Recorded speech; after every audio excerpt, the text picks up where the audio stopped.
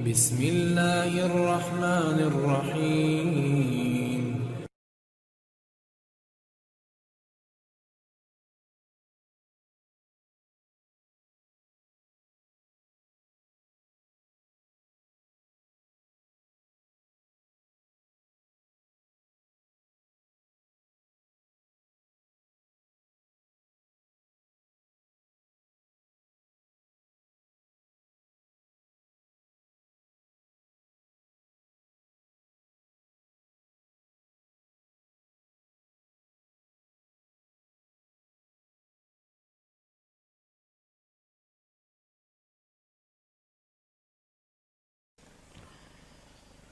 Bismillahirrahmanirrahim.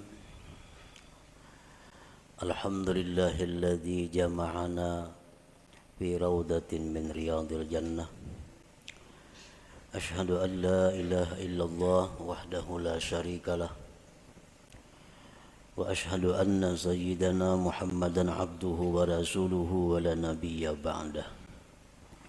Allahumma salli wa sallim wa barik ala sayyidina wa maulana Muhammadin Abi Zahra Fatimah wa ala alihi wa ashabihi wa dzurriyyatihi wa atba'ihi ila yaumil qiyamah, amma ba'd.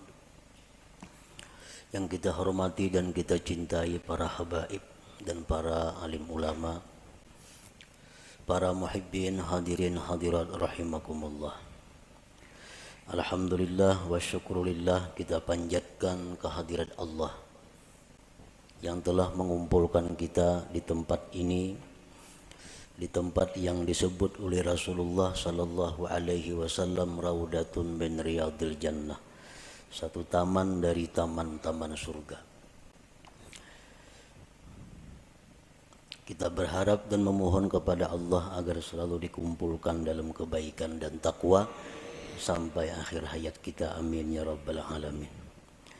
Salawat dan salam kita haturkan kepada junjungan kita Nabi besar Muhammad sallallahu alaihi wasallam dan kepada seluruh keluarga, para sahabat, zuriat dan pengikut beliau sampai hari kiamat nanti. Para muhibbin rahimakumullah, al-hikmatu tsalitsah minal hikamil ataiyah. Qala al-Imam Ahmad ibnu Athaillah As-Sakandari rahimahullah wa nafa'ana bi'ulumi. Hikmah yang ketiga daripada al-hikam al-Athaiyah. Berkata al-Imam Ahmad bin Athaillah rahimahullah wa nafa'ana bi'ulumi, sawabiqul himam la takhriku aswaral aqdar.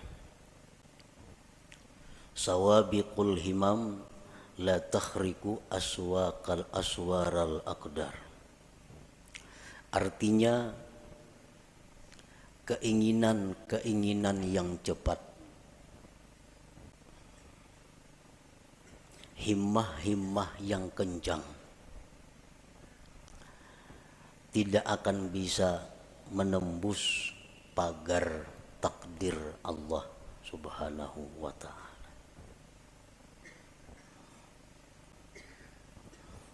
Bagaimanapun keinginan kita,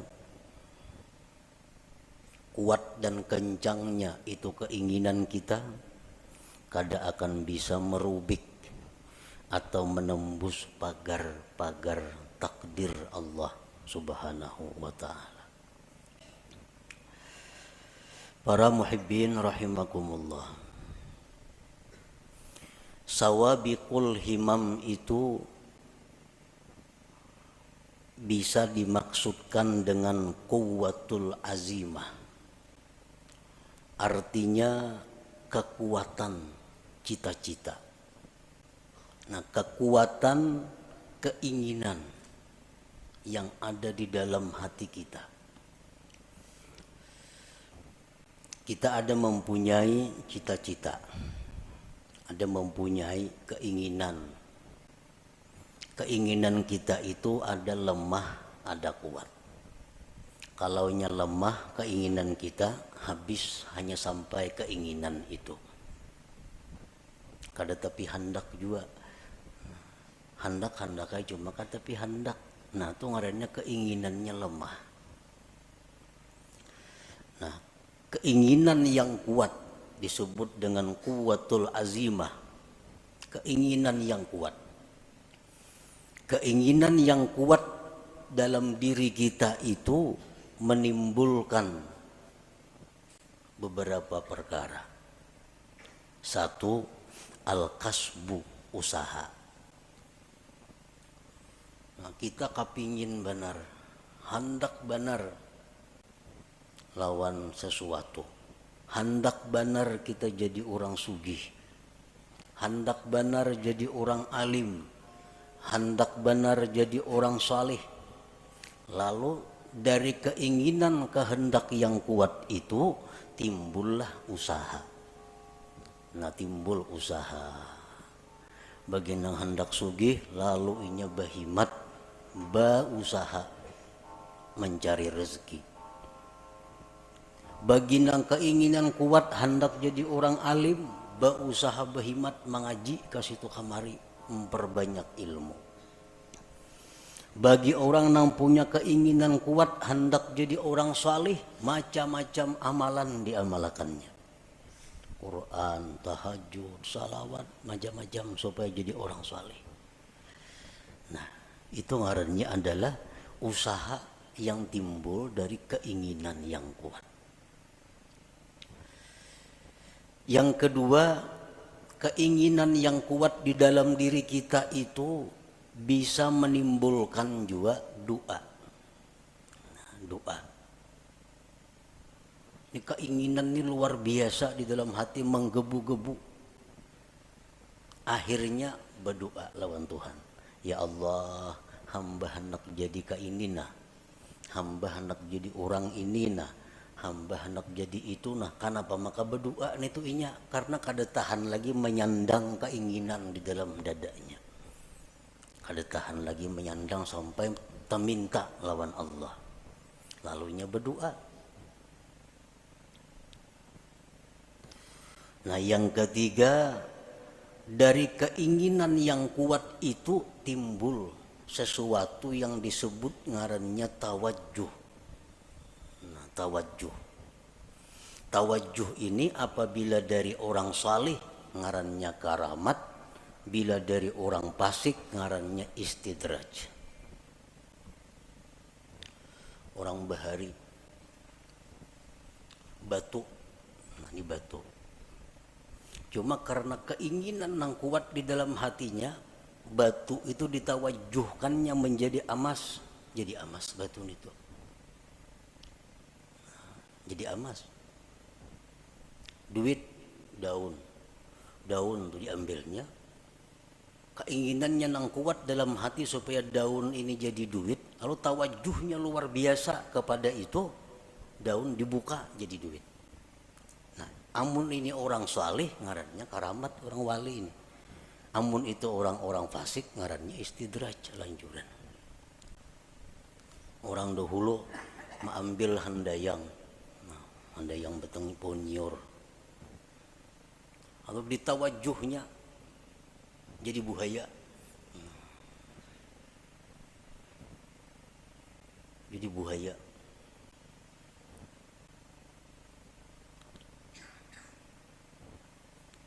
Kenapa bisa jadi buaya? Maka handayang nyiur.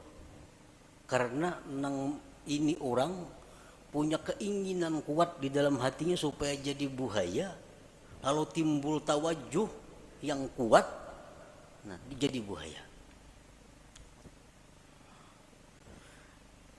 Nah, jadi 3 macam itu usaha tadi, doa atau tawajjuh itu berasal dari kekuatan cita-cita di dalam hati kita. Nah, kekuatan cita-cita di dalam hati kita yang menimbulkan usaha atau menimbulkan doa atau menimbulkan tawajjuh tadi. La yahsulu kullun minha idza aradal aqdar. Semuanya itu kada akan berhasil apabila berlawanan dengan takdir Allah.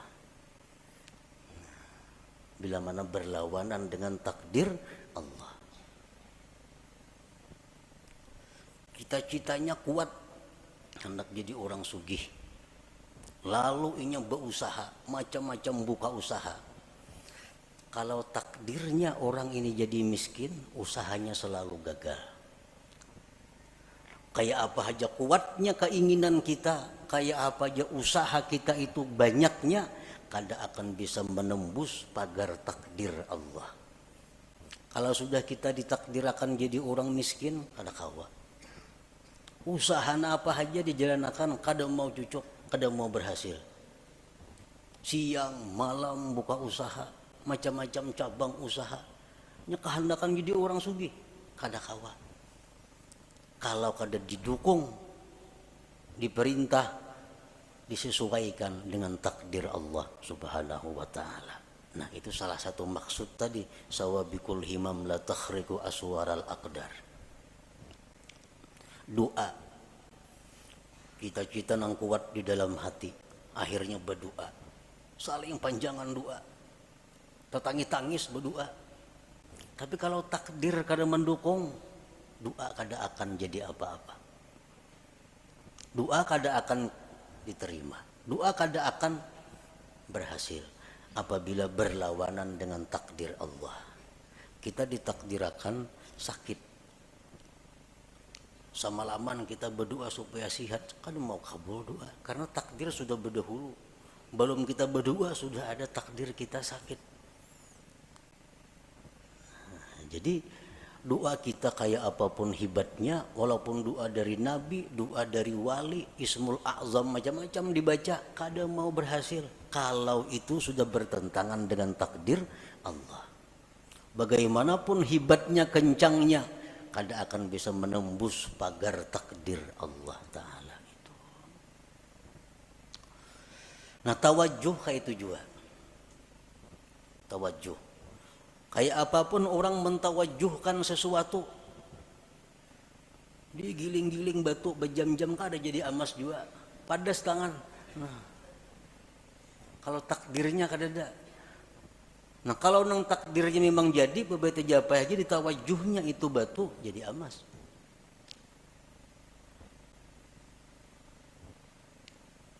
Jadi usaha, doa, tawajuh, la yahsulu kullun minha, tidaklah berhasil seluruhnya itu idza aradal aqdar, bila bertentangan dengan takdir Allah Subhanahu wa ta'ala. Kenapa usaha, doa, tawajuh tadi kada berhasil bila berlawanan dengan takdir? Li'annaha min jumlatil asbab. Karena itu usaha, doa, tawajuh itu termasuk bagian daripada asbab itu, bagian dari sebab. Wal asbab la tu'athir, asbab itu kada memberi bekas. Nah, asbab memang kada memberi bekas.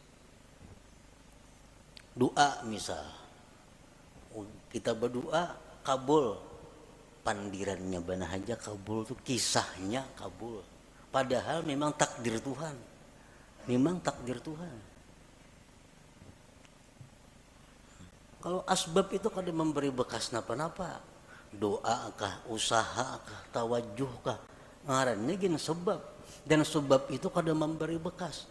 Pas berdoa aja kabul, kadanya doanya takdir sudah berdahulu bertunggu. Takdir sudah berdahulu menunggui. Kalau kisahnya doa nang kabul, padahal kada. Doa itu bagian dari sebab. Wal asbab la tu'athiru, sebab itu kada memberi bekas.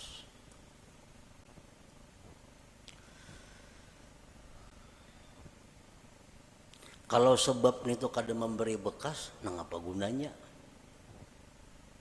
Sebab itu kada memberi bekas, nang apa gunanya?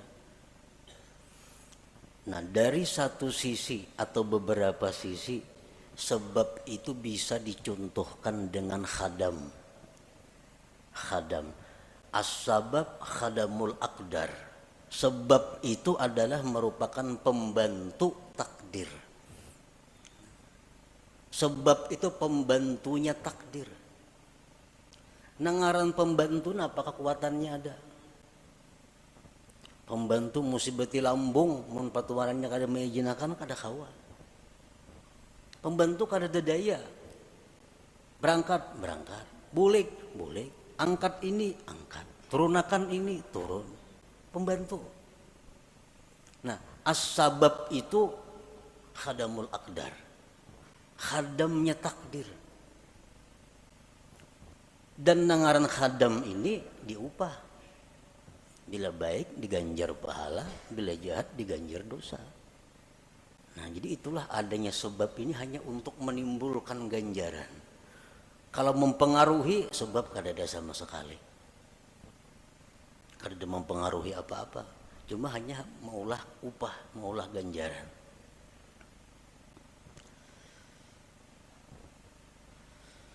Nah, para muhibbin rahimakumullah.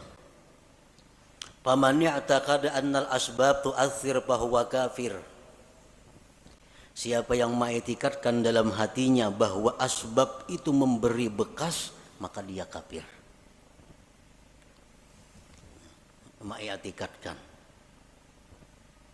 di dalam hati artinya meyakini bahwa sebab itu memberi bekas, maka dia kafir. Mbahku doakannya lo gila aja. Kehati-hatinya kah itu, makanya doa aku lo gila.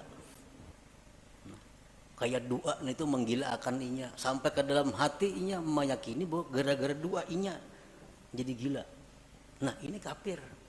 Karena menganggap doa itu memberi bekas, padahal doa bagian daripada sebab.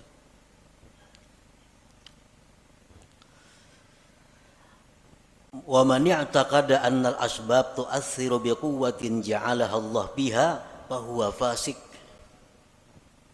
Barang siapa yang mengiktikadkan di dalam hati bahwa sebab itu memberi bekas dengan kekuatan yang dijadikan Allah padanya, maka dia orang fasik. Ujarnya, sebab itu kada memberi bekas. Cuma di dalam sebab itu ada kekuatan yang diandak Allah, akhirnya memberi bekas. Nah, ini fasik. Contohnya lagi pisau itu kada melukai jarinya.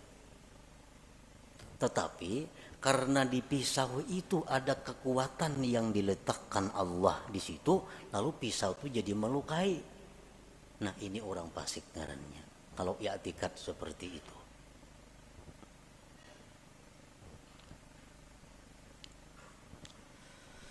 Wa man i'taqada annal asbab la tu'assiru wal mu'assiru huwallahu wahdah lakin mata wujidatil musabbabat fahuwa jahil. Dan siapa yang mengiktikadkan bahwa sebab itu tidak memberi bekas, yang memberi bekas itu hanyalah Allah semata, tetapi apabila ada sebab maka ada musabbab, maka itu orang namanya jahil. Ngarannya jahil. Ujarnya, sebab itu kada memberi bekas. Nang memberi bekas itu Allah wahdah, Allah semata. Tetapi jarnya bila ada sebab ada musabbab. Nah, ini orang jahil ngarannya. Api itu kada membakar. Nang membakar itu jarnya adalah Allah. Kalau api itu kada memberi bekas, yang memberi bekas itu Allah. Tetapi jadi bila tagatuk api pasti luyuh. Nah, itu orang jahil ngarannya. Ini orang jahil. Banyaknya orang yang dibakar api kada luyuh. Nabi Ibrahim contohnya. Karena api dalam api kada sing luyuhan, kedinginan lagi sih. Nah, ini menunjukkan bahwa ada sebab belum tentu ada musabbab. Wa man i'taqada annal asbab la tu'athir wal mu'athir huwallahu wahdah wujudus sabab la yulazimu wujudal musabbab fahuwa muwahhid.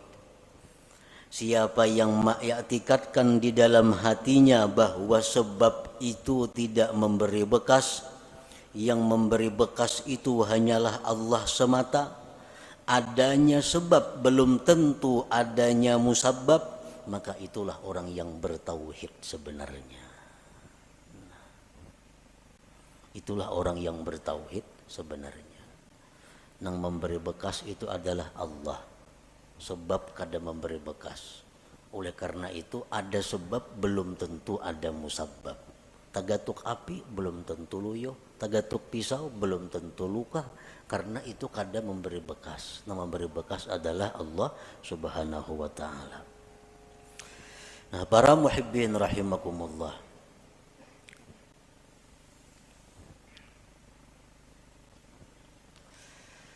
jadi termasuk di antara sebab tadi adalah al-kasbu, usaha. Usaha itu sebab. Yang kedua doa, doa itu sebab. Yang ketiga tawajjuh, tawajjuh itu pun ngarannya sebab. Oleh karena itu banyak usaha kita nang kada berhasil, banyak doa kita nang kada terwujud, banyak tawajjuh orang-orang nang gagal. Kenapa? Karena bertentangan, kada didukung oleh takdir Allah Subhanahu wa ta'ala. Nah, di dalam masalah usaha tadi, manusia terbagi 4 golongan dalam usaha.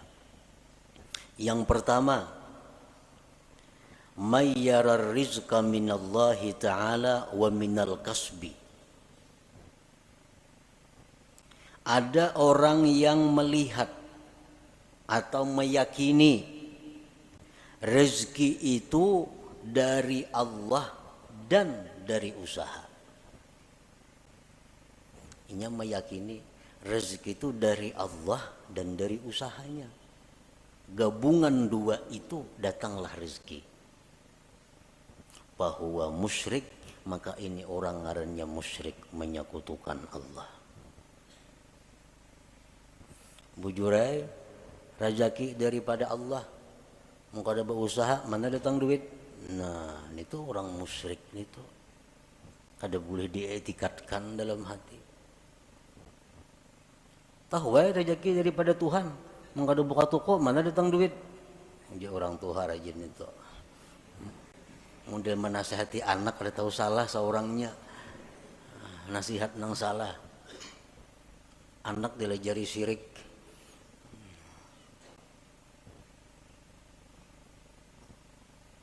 Mayyara rizqa minallah ta'ala wa minal kasbi fahuwa musyrik. Yang kedua, mayyara rizqa minallahi ta'ala wa la yadri ayyutihi amla fahuwa syakkun munafik. Orang yang melihat atau meyakini rezeki dari Allah, dia sudah tahu rezeki dari Allah, kada daripada yang lain. Rezeki dari Allah. Cuma inya kada tahu. Aku ini diberi Tuhan kah kada kah? Bujur aja rezeki dari Allah. Cuma aku ini adakah jatah kada adakah? Nah, ini orang munafik karannya.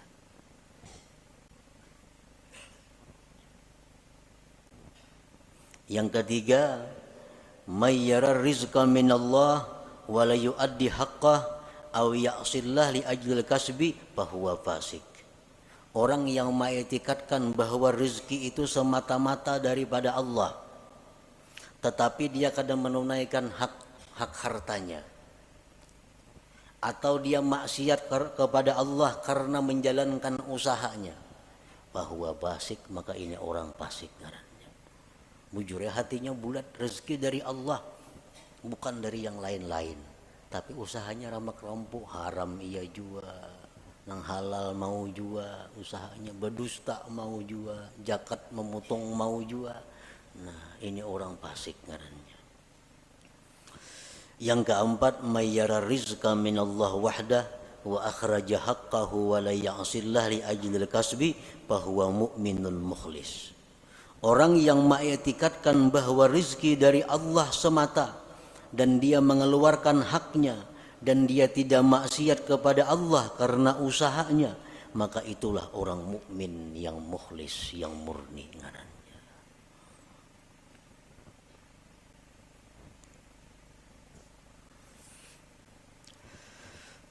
Para muhibbin rahimakumullah.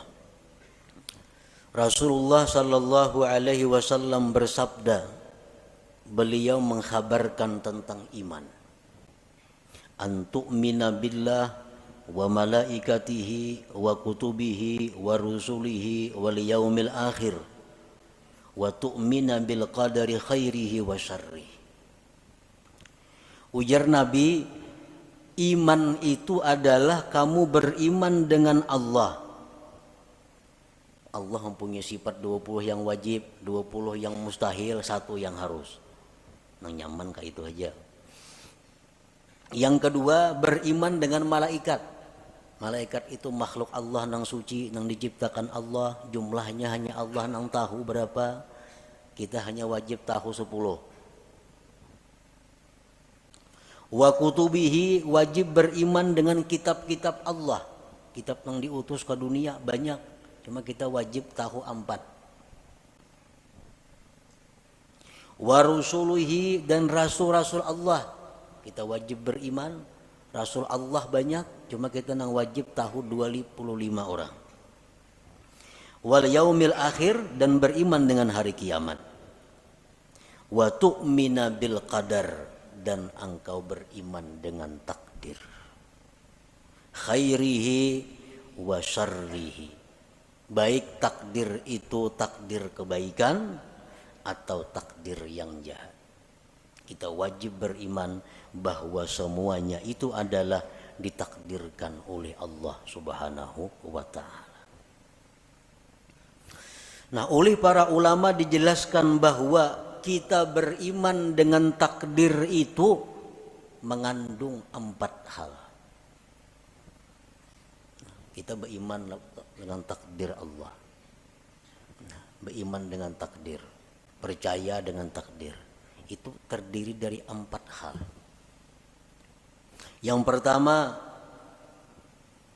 yajibu alaika an tu'mina anna wuqu'al asya tabaqan li ilmillahil azali biha.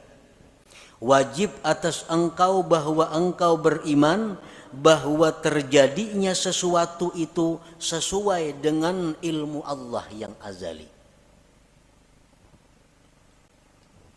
Apakah napa kanang kejadian nih?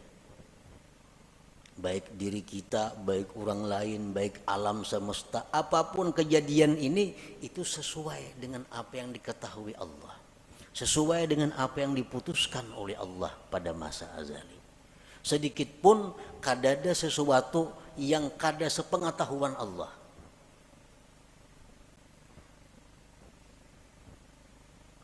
Wajib engkau beriman bahwa terjadinya sesuatu itu sesuai dengan ilmunya Allah.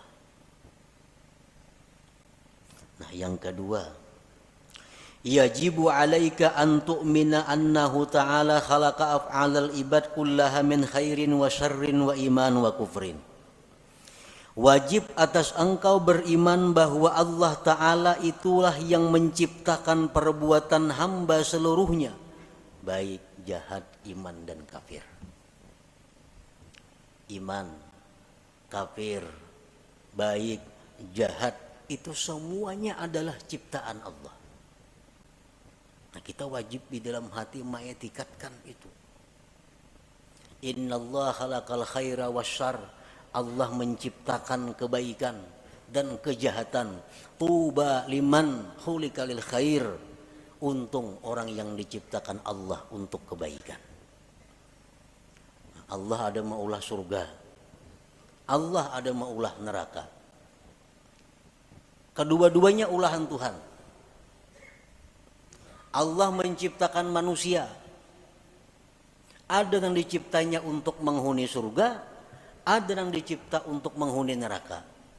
Ujar Nabi, tuba liman khuliqa lil khair, beruntung orang yang diciptakan untuk kebaikan. Sembahyang mudah, beribadat mudah, menuntut ilmu lancar, nang haram-haram mudah menjauhi. Ini tuba, beruntung orang seperti ini, karena diciptakan Tuhan untuk kebaikan. Yang ketiga, yajibu alaika an tu'mina, wajib engkau beriman annama qaddarahullah fi azalihi la budda min wuku'ihi wa ma la yuqaddiruhu yastahilu wuku'uhu. Wajib engkau beriman bahwa sesuatu yang ditakdirkan Allah itu pasti terjadi, dan yang tidak ditakdirkan Allah mustahil terjadi. Itu yang ketiga, yang wajib kita percayai, kita i'tikadkan di dalam hati kita, bahwa apa yang ditakdirkan Allah itu pasti terjadi. Apa yang ditakdirkan Allah itu ampun kita. Apa yang ditakdirkan Allah itu jatah kita. Mau kada mau pasti mendatangi kita. Mun kita kada hendak mendatangi, inyan datangi. Inyan datangi. Ada orang fakir datang kepada Rasulullah sallallahu alaihi wasallam. Diberi Nabi kurma. Nah kurma je Nabi, ini ampun ikam. Kurma ni je Nabi. Jaka ikam kata datang je Nabi, kurmanya datangi ikam ke rumah. Jaka ikam je Nabi kata datang ke sini, kurmanya nang datang ke rumah ikam, karena ini ampun ikam kurma ni. Sesuatu yang ditakdirkan Tuhan itu bukan ampun kita. Nangapa? Karena bukan ampun kita, jatah kita, mustahil jadi milik kita. Mustahil jadi milik kita.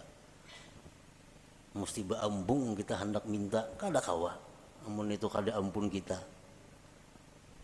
Iya nang tadi kita berusaha, kita berdoa, amun nang diminta ini kada ampun kita, kayak apa? Minta ampun kita belum minta diberi Tuhan.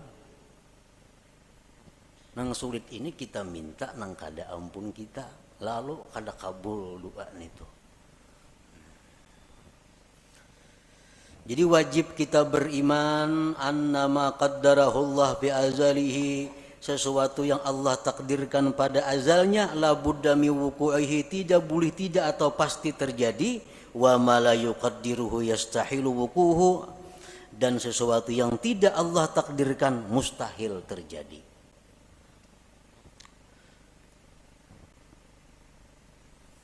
Rasulullah SAW menasihati kita, khususnya sidin menasihati orang-orang yang tamak, orang-orang yang di dalam hatinya menggebu-gebu mengepung dunia. Ujar Nabi, ajmilu fit talab. Ujar Nabi, ajmilu fit talab artinya apa? Elok-eloklah mencari rezeki itu. Baik-baik mencari rezeki itu. Kenapa sebabnya? Karena ampun ikam tuh pasti tak ikam juga. Amun tuh memang ampun ikam, tak ikam juga datangnya. Amunnya kada betah dapat. Karena tuh kada ampun ikam. Jadi bercari bujur-bujur nang halal, aturan Allah ke ini, aturan agama, turuti itu. Nah, turuti itu. Karena kalau itu memang ampuni kamu, pasti sampai kepada engkau. Doa Sayyidina Ali karramallahu wajhah, Allahumma srif qalbi amma sarabtahu anni. Ini doa yang sangat pendek tetapi mantap. Allahumma srif qalbi amma sarabtahu anni.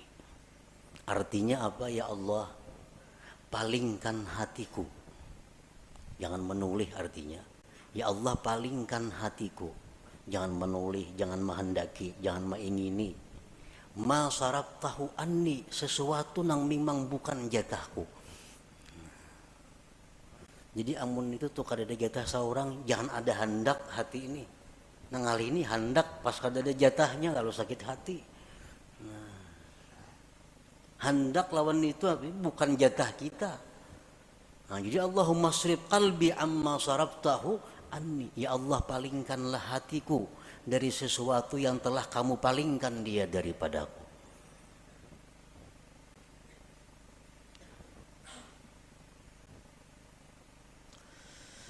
Nah, yang keempat, kewajiban kita terhadap iman tadi, yajibu alaika ridha bima qaddarahullah wa muqabalatuhu bima huwa matlub. Wajib atas engkau ridha dengan yang ditakdirkan Allah dan membetulinya, menyikapinya dengan sesuatu yang dituntut. Karena kita setiap hari ini selalu dihujani oleh takdir. Kada henti-hentinya. Sedetik pun kada lepas daripada takdir. Dan takdir yang kita terima dari Allah ini kada lepas daripada empat macam. Yang pertama nikmat. Adalah kita nang lepas daripada nikmat hari-hari. Orang dalam penjara itu dia ada nikmatnya. Nikmat. Yang kedua, bala. Setiap hari kita pasti menerima bala. Yang ketiga, taat. Taat kepada Allah. Yang keempat, maksiat. Nah, ini takdir Allah yang selalu datang kepada kita. Kita ditakdirkan dapat nikmat, ditakdirkan dapat bala, ditakdirkan kawa melakukan taat, ditakdirkan melakukan maksiat. Nah, kita wajib ridha dan menyikapinya dengan sesuatu yang dituntut. Kita hari ini dapat nikmat dari Allah. Karena takdirnya demikian, kita wajib ridha. Membetulinya adalah syukur. Jadi setiap hari kita kada bersyukur. Setiap hari kada bersyukur. Karena itu yang dituntut Allah kepada kita, membetuli nikmat yang diterima. Takdir nikmat ini selalu ada kepada kita. Jadi syukur. Yang kedua bala. Bala itu selalu ada. Wajib kita ridha dengan bala itu. Dan menyikapinya bisabri alaih, dengan sabar atasnya. Nah, jadi sabar ini wajib juga setiap hari kita lakukan. Yang ketiga, taat. Kita melakukan taat, kita ridha. Ditakdirkan Allah melakukan taat. Dan kita wajib zikrul minnah. Kita wajib mengingat jasa Allah, nikmat Allah, pemberian Allah, pertolongan Allah kepada kita. Jadi kita berbuat taat itu yang kita ingat apa? Taufik Allah. Karena taufik Allah kita mampu berbuat taat ini. Nah, kita berbuat taat, ada zikrul minnah, mengingat itu, ingat bahwa kita ini mampu berbuat taat ini karena ditolong Allah, dibantu Allah, diberi taufik oleh Allah. Yang keempat, maksiat. Nah, kita ditakdirkan hari ini maksiat, kita ridha dengan takdir itu. Ridha dengan takdir maksiat. Nah, menyikapinya dengan kembali dan tobat kepada Allah pauran bersegera. Nah, jadi 4 hal itu termasuk dalam kandungan antu'mina, bahwa kamu beriman bil qadar, dengan takdir khairihi wa syarrihi tadi. Para muhibbin rahimakumullah. Kalau kita beriman dengan takdir, iman kita dengan takdir ini asalkan bujur-bujur akan membuahkan banyak manfaat, membuahkan banyak buahnya. Oleh para ulama disebutkan samaratul iman bil qadar, buah iman dengan takdir itu pertama al-itminan, tenang. Tenang. Hidup tenang. Artinya kada gelisah, apalagi stres. Orang stres, orang kebanyakan pikiran tuh orang kada beriman dengan takdir. Samuan asa seorang mau urusinya, samuan asa seorang na menanggungnya, akhirnya stres. Padahal jakanya beriman dengan qadar ini, beriman dengan takdir ini, hidupnya akan itminan, tenang. Yang kedua, at-tawakkul. Orang yang beriman dengan takdir, hidupnya penuh dengan tawakal kepada Allah. Yang ketiga, ada mutaubih li khalqillah. Kada mau mencela, kada mau meniwas lawan makhluk Allah. Anas bin Malik berkata, aku 10 tahun berkhadam dengan Rasulullah sallallahu alaihi wasallam. 10 tahun berkhadam. Kada pernah Nabi itu meniwas aku. Kan apa ikam ka ini? Maka aku suruh jangan. Nah, kada mau Nabi ka itu. Kada pernah Nabi berkata, kan apa ikam ka itu? Maka aku tangati. Nah,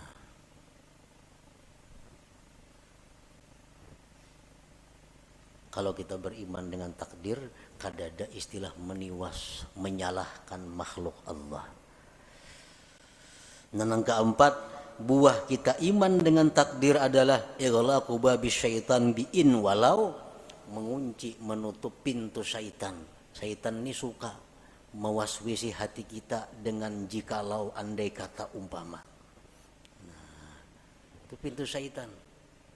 Ikam pang jalan situ, jaka ikam jalan sana, apa lain tuh kisahnya. Nah, ikam jalan sini sunyi, banyak nang jahat. Makanya ikam kerampukan tuh. Ikam jalan sini, jaka ikam jalan sebuting sana, nah gak ada apa-apa situ. Nah, itu jaka. Ini orang yang kada beriman dengan takdir. Kalau kita percaya dengan takdir, pintu itu tertutup. Nabi pun melarang, Nabi jangan diucapkan lau-lau atau jikalau itu, karena itu membuka ruang bagi syaitan untuk masuk ke dalam hati kita. Rasulullah sallallahu alaihi wasallam bersabda, "Lau anna li ahadihim mithla Uhudin zahaban fa anfaqahu ma qabilallahu minhu hatta yu'mina bil qadar." Jikalau bahwa bagi salah seorang mereka itu seperti gunung Uhud emas. Bisi gunung Uhud tapi emas, disumbangkannya emas itu, Allah kada akan menerima sumbangannya itu sebelum dia beriman dengan takdir. Jadi beriman dengan takdir. Nah, kesimpulan daripada apa yang disampaikan oleh Imam Ahmad Ibnu Athaillah dalam hikmah yang ketiga ini, sawabiqul himam, bahwasanya himmah yang cepat atau kuatnya cita-cita seseorang, la takhriqu aswaral aqdar, tidak akan bisa merubik takdir. Bagaimanapun usaha kita, bagaimanapun doa kita, bagaimanapun tawajuh kita, kada akan bisa berhasil kalau itu bertentangan dengan takdir Allah Subhanahu wa ta'ala. Bukan berarti beliau ini menghimbau kita untuk menjauhi sebab, bukan berarti demikian. Tetapi yang ingin beliau tekankan adalah bahwa mengembalikan sesuatu itu kepada takdir Allah Subhanahu wa ta'ala. Silahkan kita berusaha, silahkan kita berdoa, silahkan kita tawajuh, tapi ujungnya kita mesti ingat bahwa semua itu adalah takdir daripada Allah Subhanahu wa ta'ala. Nah, itu maksudnya. Nah, kemudian hikmah yang keempat, ila hadratin Nabi sallallahu alaihi wasallam, al-Fatihah. A'udzu billahi minasy syaithanir rajim. Bismillahirrahmanirrahim. Alhamdulillahi rabbil alamin arrahmanir rahim. Iyyaka na'budu wa iyyaka nasta'in. Ihdinas siratal mustaqim, siratal ladzina an'amta 'alaihim ghairil maghdubi 'alaihim. يا الله بها يا الله بها يا الله بحسن الخاتمة يا الله بها يا الله بها يا الله بحسن الخاتمة يا الله بها يا الله بها يا الله بحسن الخاتمة فيا أيها الرجون منه شفاعة صلوا عليه وسلموا تسليما